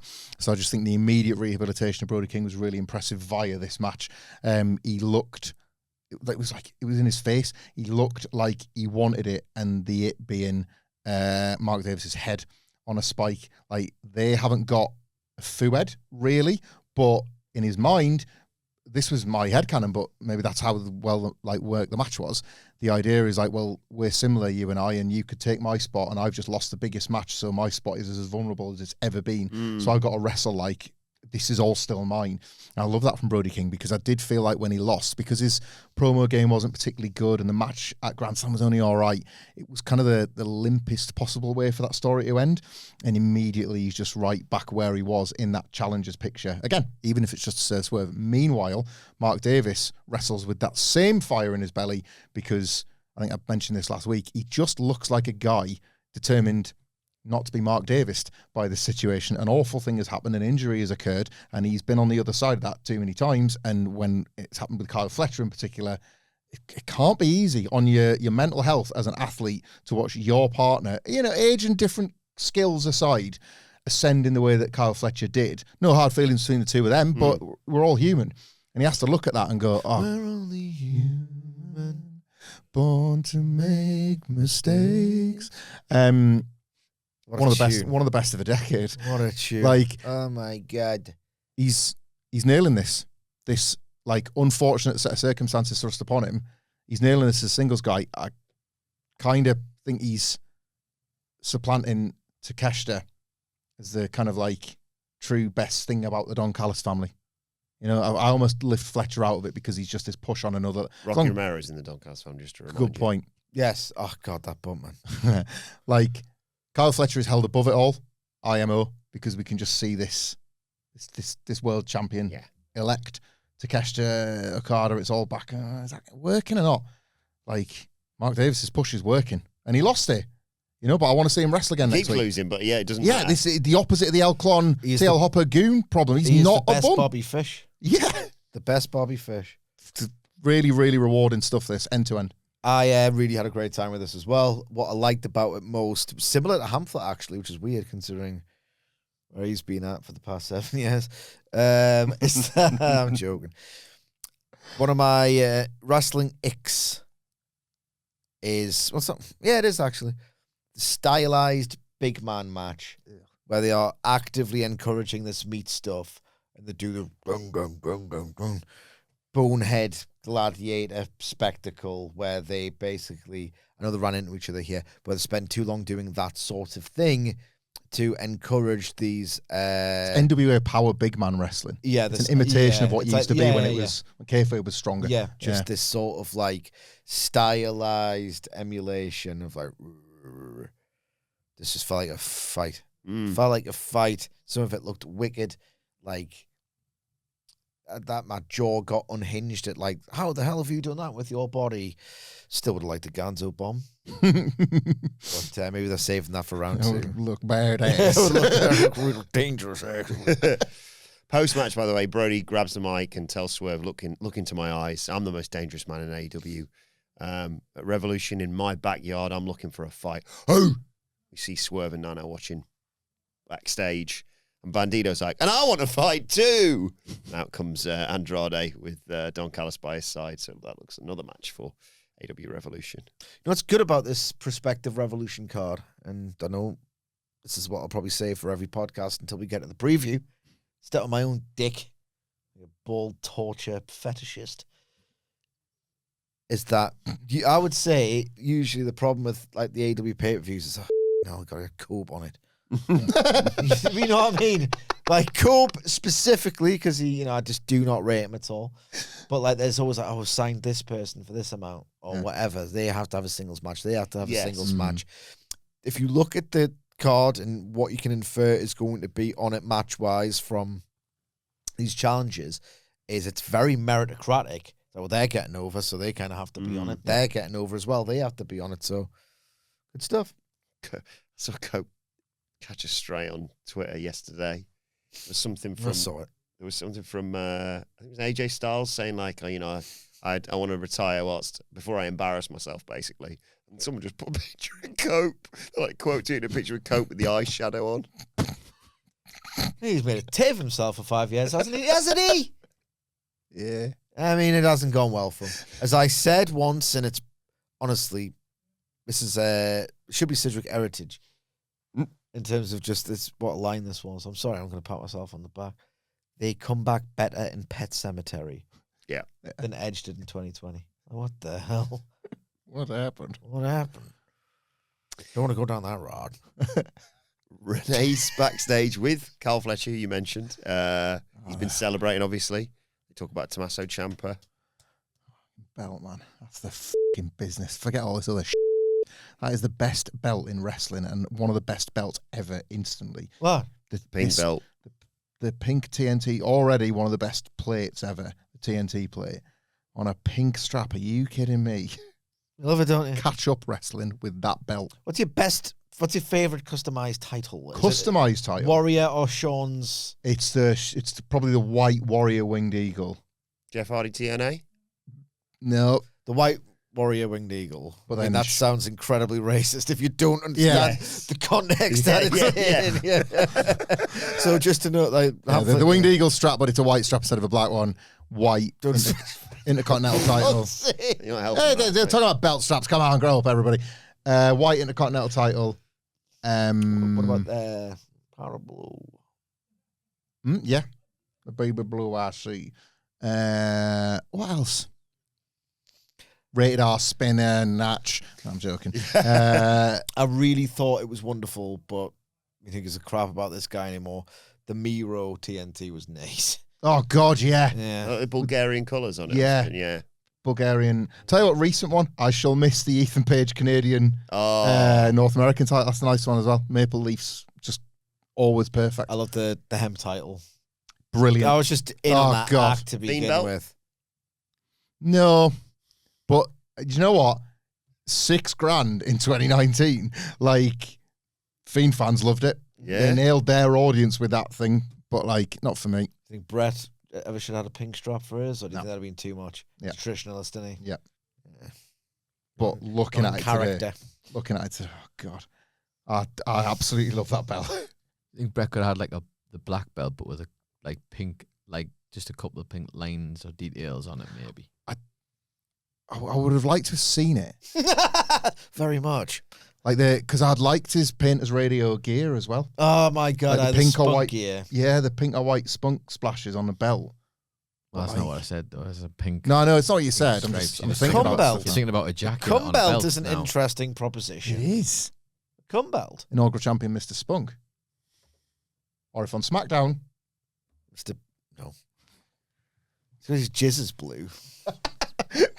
doesn't mean his blood is. He's raw for life. Yes, so talking about Ciampa, sorry, Fletcher says Sylvie isn't coming back anytime soon. Pinky is staying with the greatest TNT champion of all time. We don't need to name them. Yeah, like the colour, don't give it a name. Okada walks in and says, look at us, consistent champions unlike Takeshita. Always has to get a dig in. And he pitches, why don't we team up? Proto-Okada. Fletcher's like, sounds good to me. Do you know what I loved and then didn't love about this? Renee and Kyle Fletcher shouldn't have been impressed with it. Okada was so impressed with Proto-Okada, and that's the joke, isn't it? Yeah. Proto-Okada, yeah? That's perfect, right? And then they were like, yeah, that's brilliant. No, the idea is that's the thick that I come out with, and you go, well done, Hamflett, more wordplay. Yeah, It's not an idea, it's just a pun. But Okada should have been thrilled with it. Yes. They were like... Stop the show. Don't need a main event now. You just stole it. It's a weird reaction. I know. Stop the show. Call it. I'm coming around to your way of thinking, of Sense. Renee as a curator of the noise. Oh, isn't it It's- fun here in AEW? The secret. She is too whimsical. We couldn't have put her over more, by the way, as a signing at various points over the years. Yes, of course. When it counts and when it matters, she's still the best at all of this. But I thought there would be more, because she's got a genuinely radiant personality. I can understand why they would want that sort of like put on telly and all the rest of it. I want more gravitas. She's a good sports broadcaster as well. Yeah, I want more gravitas. She's really good at like selling how awkward she feels or working, trying to suppress being pissed off at something people have said. But because she's so like charming and radiant as a personality, AEW leans way too heavily on that. What was the other?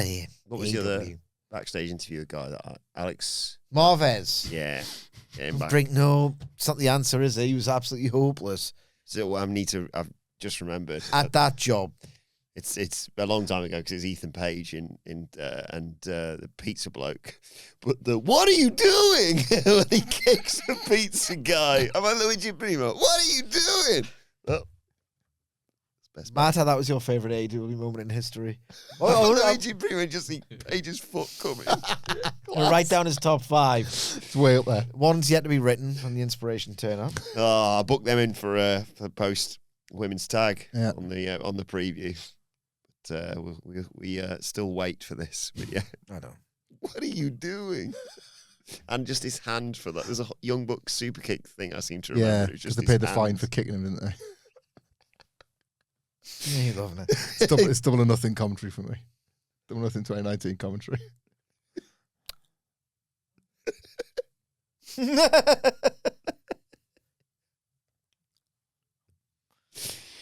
Right, main event of the evening. It's like me doing my outro. Yeah. Except he's trying to get the show started. Marvez, fill 6 seconds. Well, there's no pressure. This is the first impression of All Elite Wrestling. The first major league competitor to WWE in 18 years. There's no pressure whatsoever, of course, but we want a lot of people to come into this world. You're the first person they see. Action.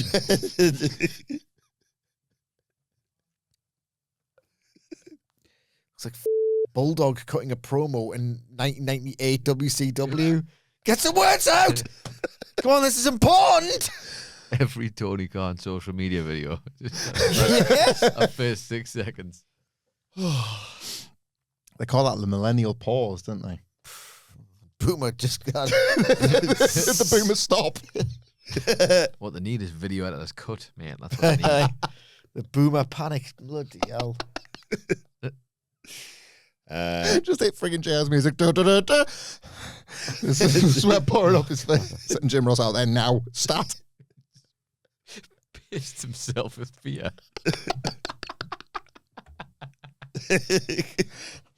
Your drawers are kind of wet there, Alex. Anyway, welcome to All Elite Wrestling, for Christ's sakes. Got the yahoos up. Yeah. I think I must have Tony Schiavone's number somewhere. So yes, main event of the evening. Oh my God. Again, I apologise in advance for this. It was Mile Same. High Madness, which is not 10 men all collectively joining the Mile High Club, as I assumed on the Dynamite preview. Is that what he did? He was worried it was just a penetrative sex match in the sky. Wasn't that, but it was madness. Jack Perry, Bucks, Rascalz, FTR versus FTR and The Demand. And Jack Perry makes his entrance, but then it gets immediately attacked by the entire heel team. And Tarzan Boy just keeps on playing here as we get 3 concurrent shots of all the different teams. It's anarchy in the arena, basically, isn't it? And I could barely keep up with this, best with my notes. The Bucks and FTR brawl into the crowd. Dax Harwood takes some beer, but eats a thrust kick. Stokely's revealed in the stands, unmasks himself, and then gets used as a battering ram by Wheeler to send, I think it was Nick Jackson, down the steps. Whilst this is going on, obviously Perry's fighting with Ricochet and the rest of the Demand. He hits a Hurricane Rana on Toleona, DDT to Ricochet, but gets launched by Bishop Quine. Drop kick and a pounce sends him over the timekeeper's table. The Demand have got the numbers on the Rascalz, and a double hip toss slam to Desmond Xavier allows the Demand to take over as we go into a break. When we come back, they stopped playing. Eventually, they did just stop playing Tarzan Boy, but at one point, I think it just ended. And then they did the run it back again. The crowds were like, yeah, let's go. Anyway, we come back from the break and... Good idea now, is it? Leona. You are absolutely... Do we like it now, do we? Yeah, sorry. Thank you. I'll remember that one, Raw. Toleone's got... Don't worry. I too am looking forward to Raw review next time. Jesus Christ. Toleone has Desmond Are Xavier. you a little bit annoyed that Levesque is completely and utterly botching his WrestleMania again? He's on for a Desmond. Oh, we all know it only starts on Raw after Elimination Give Chamber. me the AEW coverage, please. Toleone Thank you. has got Beat the shit. Desmond Xavier one hand, but Myron Reed makes the save. The Myron Reed rules! Yeah, he sprays Leona with a fire extinguisher and hits a running, leaping cutter on Bishop Coin in the ring. I want to say Bishop Khan's bump was unbelievable. They tried to do something similar, but not as good in Moxley or Clon. It didn't look anywhere near as clean as this. I got a bit of the Dusty Rhodes with what came next. Jack Perry hits a dive. Remember the classic? It's from Botchamania that I always remember it from. He got a bicycle. Yeah. Right? Jack Perry's got a vacuum cleaner. I thought this was inspired. But yeah, for this exact reason, he cracks, crunch, hits Dax Harwood with it, and then hits Toleone in the head with it, and that's when it's just all the smoke and debris and stuff flies. Ricochet and Quine make the save. They want a doomsday device on Perry, but Matt Jackson just chucks a trash can in Ricochet's face as he's jumping for that, and the Bucks hit their assisted sliced bread on Quine and twat him with a trash can. Toleone comes in, double suplex to the Bucks from the apron back inside. He wants a Samoan drop world's strongest slam on the Bucks, but the Rascalz make the save, and they eventually hit a quintuple super kick? 5-way super kick, basically. The Bucks take out the pile on the outside. Desmond Xavier hits a wild shooting star onto all of them as well. Jack Perry wanted to hit a pile driver on Toa Leona and almost gets it, but Leona reverses, backdrops him to the outside, and Jack just bursts through a table that's been there. I have no idea when that got set up. Desmond Xavier comes off the top again, but he gets swatted down like a fly and then just isolated horribly by the Demanders. A corner triple attack, double superplex. Wheeler also is like, I'll get a bit of this. Sort of Power and the Glory-esque top rope splash.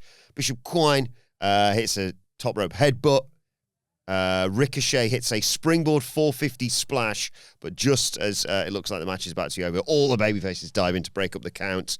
The Rascalz hit a double Spanish fly off the LED board on Ricochet through a table, and then hit a load of strikes on Quan. Leona makes the save. The Bucks send him to the apron, and Jack Perry, go on, he's trying to get him for a sort of sunset flip assisted double super kick, and he does. Leona goes through the table. Dax Harwood in all this, after all of this, tries to win it with a schoolboy. Funny. But they manage to counter a shatter machine, send Harwood to the outside, launch Wheeler through the ropes onto his partner through another table. And in the end, Jack Perry hits a destroyer. The Bucks hit a BTE trigger, and then Perry gets sort of an assisted sacrifice knee to get the 1-2-3 and the win on Ricochet. Who wants to go first here? Oh, you.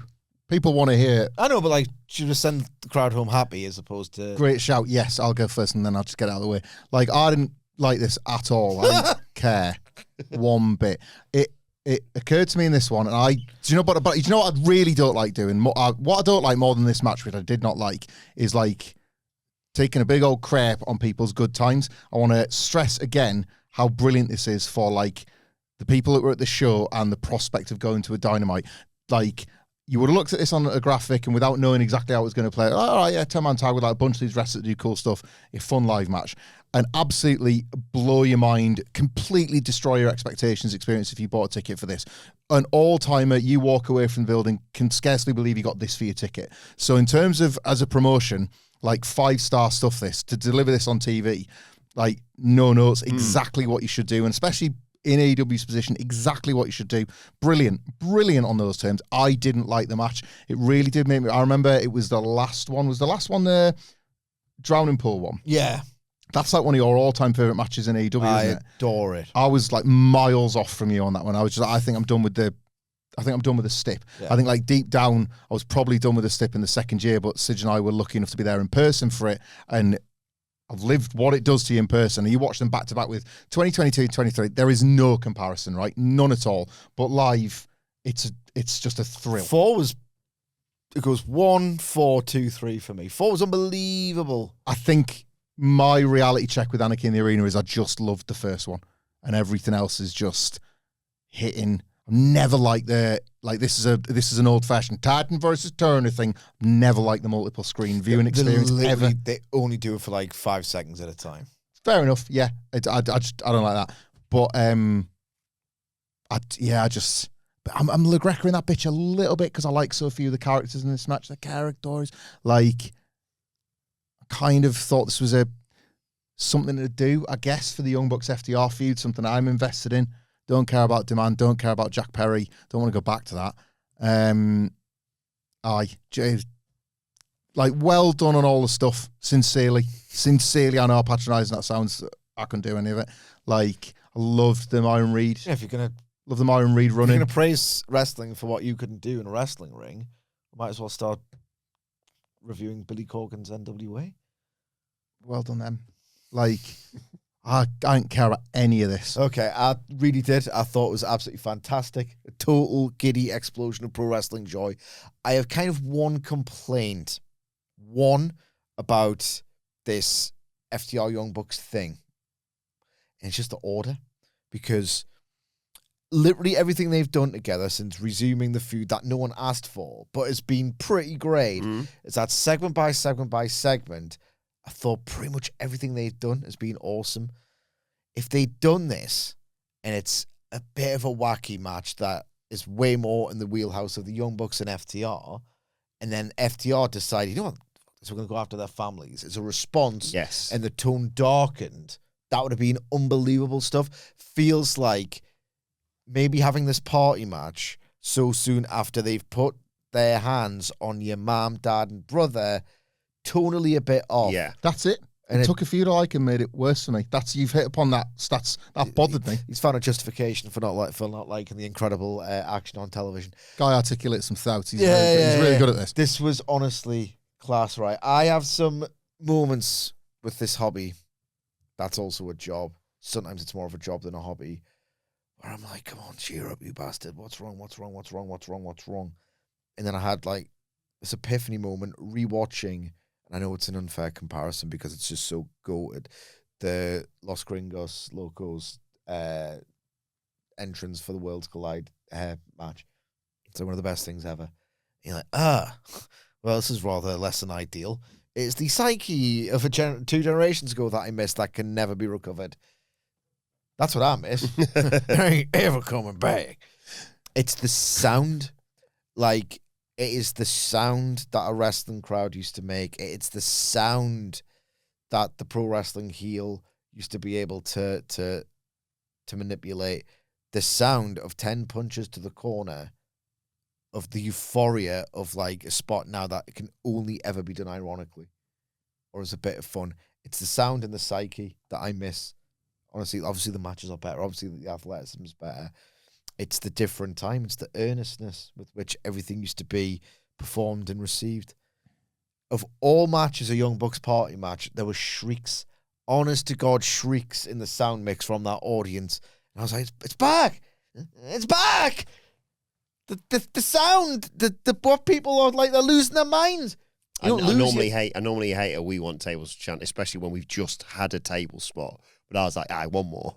One more. It's the shrieking that you can hear, the overlay, the overdub of like, one person has seen something coming that the other person hasn't seen, shrieking in anticipation and emotion of this thing happening. You can only manipulate that in 2026 with something quite incredible. This was incredible. That's the thing. It's only the peaks for me that I can get on board with. Like, I'll be nice about the good, and I'll see the good in the good. If you want to get me, you have to do something that just happens to be one of the greatest things in TV of this year. This was unbelievable. I thought it was absolutely fantastic. I thought it was such a great choice to use. I know it sounds like a stupid sentence, but I'm going to say it anyway.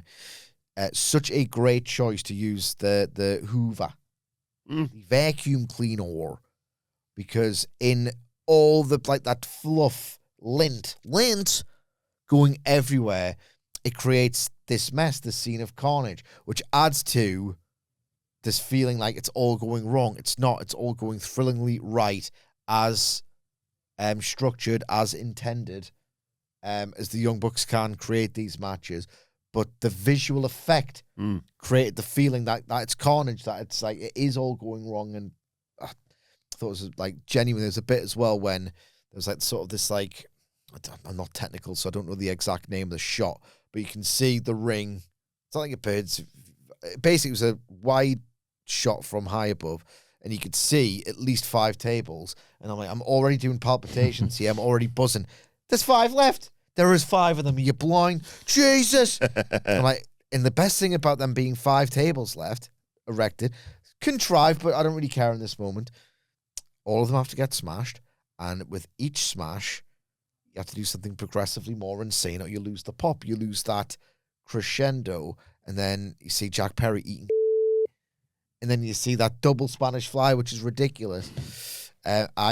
If they had done the big heat angle on the Bucks parents after this, and it's in a bit of a better order, I did not expect FTR versus Young Bucks in the Big 26 to be one of the things I'm most invested in. Albeit in slightly the wrong order, they've played a blinder in terms of pure, unadulterated entertainment value with all this. Is this your AEW match of the year? Ooh, there's been a few, There's been a few. Loved MJF Bandito. Loved this. Loved Fletcher Ciampa. Do you know Dave gave a mega swerve? Yeah, I learned of this yesterday. I couldn't believe it. It's like it's. I can understand why he'd go 4 and 3. I went 4. I think it was a bit clunky at the start, but then you see the way that they were like teasing and struggling out that one-winged angel. I got a contact high of that's the stuff. This isn't a classic match, but that is the stuff. Can't wait for the sequel of 5 1/4. What? I can think of. I've just thought of 3 matches off the top of my head that I preferred more to that, and I should be way more biased. Omega's my favorite. This is up there. Still Fletcher Ciampa for me. Fletcher Ciampa's. It's either this Fletcher Ciampa or MJF Bandito. Well, let us know your thoughts on AEW Dynamite in the comments section below, or on X at WhatCulture WWE. Star rating for this main event for you? I don't give them out, do I? Star ratings. I'm just trying to needle you. Especially not if it's below. What's Dave's rating? 3? 3.5. He won't go on TV. Yeah. I was just trying to needle you, man. That's it. People had a nice time, didn't they? You can't begrudge people a nice time. You just have for an hour and a half, so. Let us know your thoughts on X as well. Follow all 4 of us, sort of. You can follow Michael Hamflett at HamflettX@gmail.com. I'm also on Cameo. Follow Michael Sidgwick at M. Sidgwick. Follow our brilliant producer Adam Nicholas at It's Adam Nicholas. And you can follow me at Adam Wilbourn. Follow us all at WhatCulture WWE, as I said. And make sure you subscribe to WhatCulture Wrestling, wherever you get your podcasts from, for daily wrestling podcasts. But for now, it's been the Dynamite Review. My thanks to Hamflett, to Sidgwick, to Nicholas. Thank you for joining us, and we will see you soon.